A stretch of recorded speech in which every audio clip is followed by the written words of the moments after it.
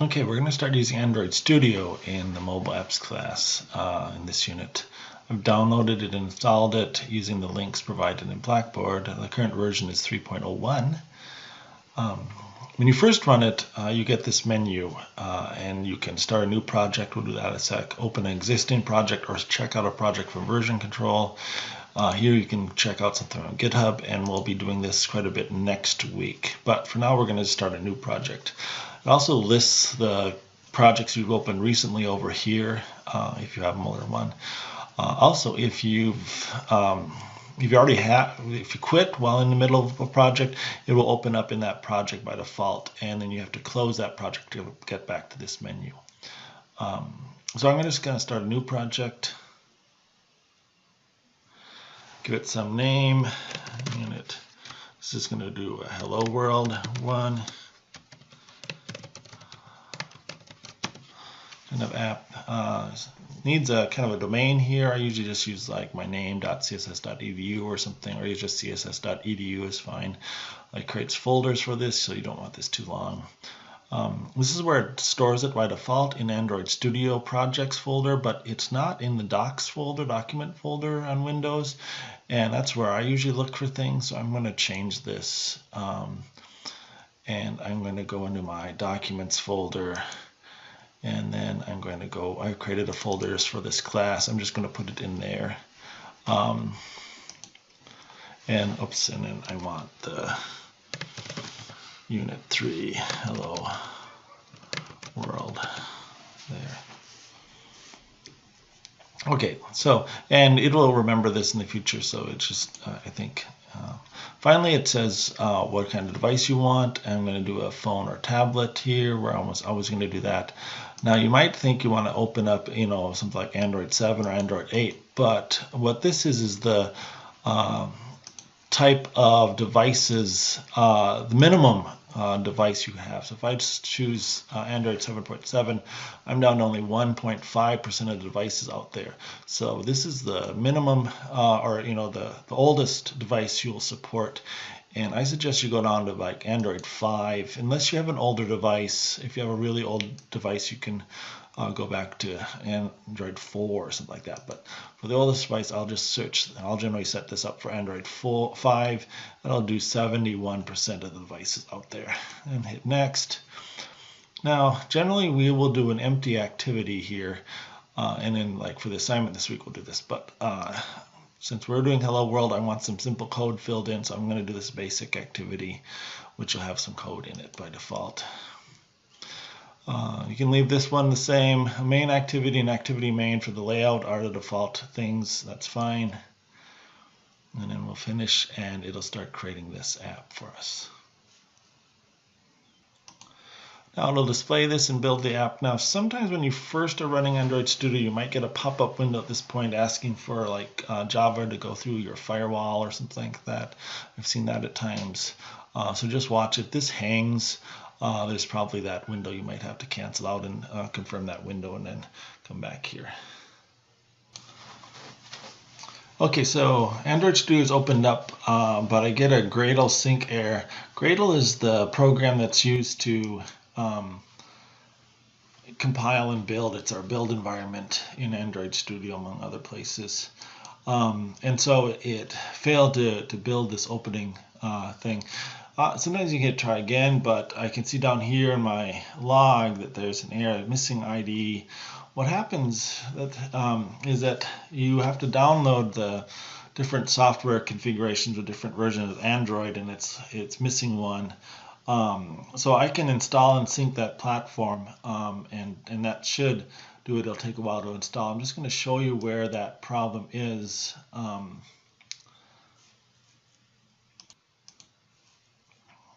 So in order to do that, I want to also display the toolbar here, which is not displayed in this newest version by default. So go up to View and turn on the toolbar. That'll put this set of tools up here. And one of those over to the right here is to do the SDK manager. This is a separate install, a separate little program that you can generally run also to configure things. But what this shows is that There are different versions of the Android API that you can install, starting 27 back and going backwards, that we can use. And then there's different tools, and sometimes we'll have to go in here and install different tools. Like it's frequently when you plug in your device with a USB driver, you need this USB driver installed to work. But this is where you'll often add configurations. Now, you don't want to add too much. Each one of these configurations or APIs that you install is a pretty big download and takes up a fair amount of space on your hard drive. So that's where we'll see this. But I'm not going to do it here. I'm just going to click here and say install a missing platform and sync. And so it should download that missing platform and sync it up again. Okay, so it's I've got to accept this. Go next, and again, it should be a download. And again, some of these downloads are pretty significant and might take a fair amount of time to do. So it's been a few minutes, but this finally finished downloading. So I'm going to hit finish here.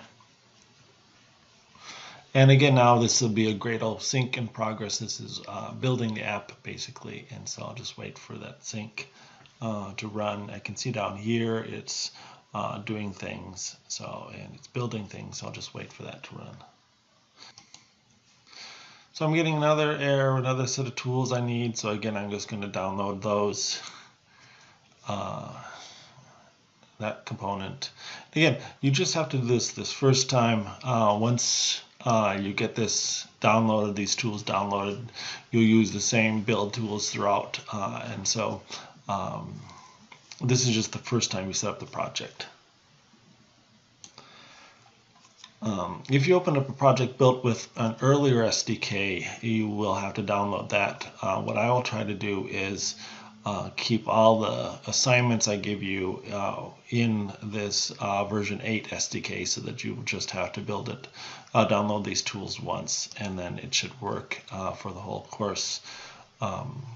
But every once in a while, it may forget an assignment, so you have to watch. If you do see an assignment that requires an old SDK, like 21 or 19, you might want to just let me know, and I can rebuild that project so that everyone doesn't have to download that, because again, it takes a fair amount of space. So while this is building, we're going to look a little bit at the objects here. So inside our app, there's a separate folder for Gradle scripts, but this is our main folder here for our project. So inside our project folder, there's an app folder. Inside that, there's a source folder. Inside that, there's the main folder. And then there's a Java and a resource folder, RES. So the Java folder will have our Java programs or things now there inside a folder, or actually a group of folders. They're all combined here. edu, CSS, tgibbons, and the name of the folder here.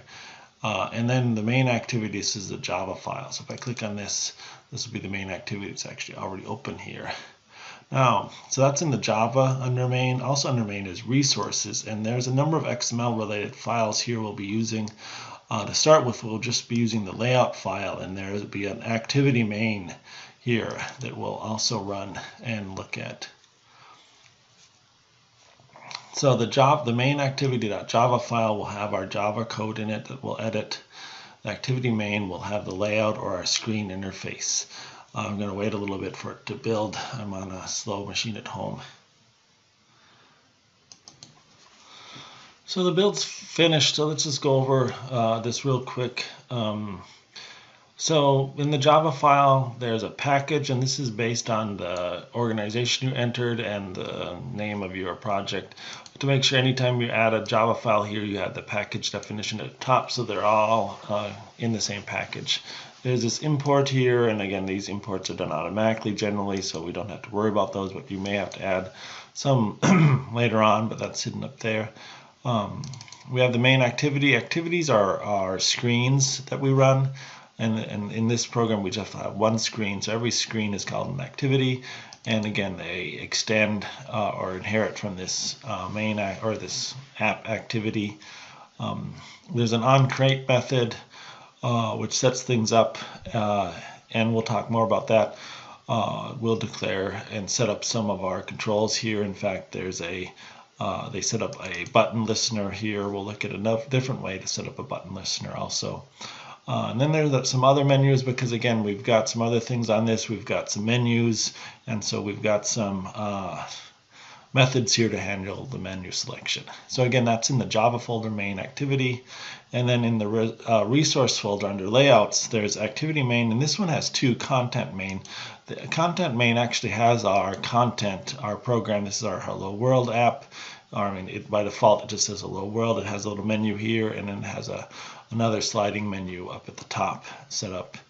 We have two views, kind of an X-ray view and a view here. And then again, I can be dragging things on here and dropping them on here and setting them up. By default, this uses something called constraint layout. So I have to view things. I have to tie things in and constrain them to like different edges or different things, so they lay them out. Initially, we won't be using this constraint layout. It's a little more complicated to use. It's a nice layout, but again, a little complicated for beginning users. So this is the view of this, but there's also, this is actually an XML file. I can click on text and see the XML file of this. So this is the XML version of it.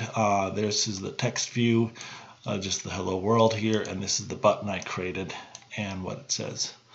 But I can switch back to design view.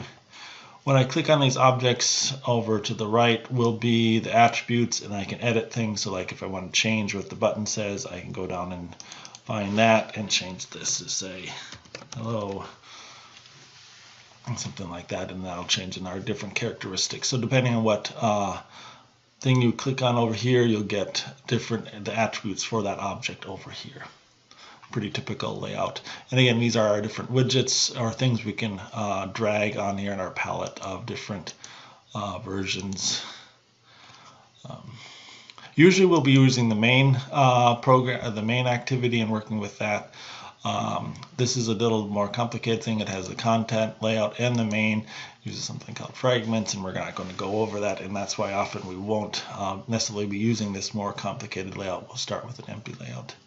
Now to run this, generally I have to plug in a device or create an emulator, and then I'd hit run here, and that would run it on my device for me.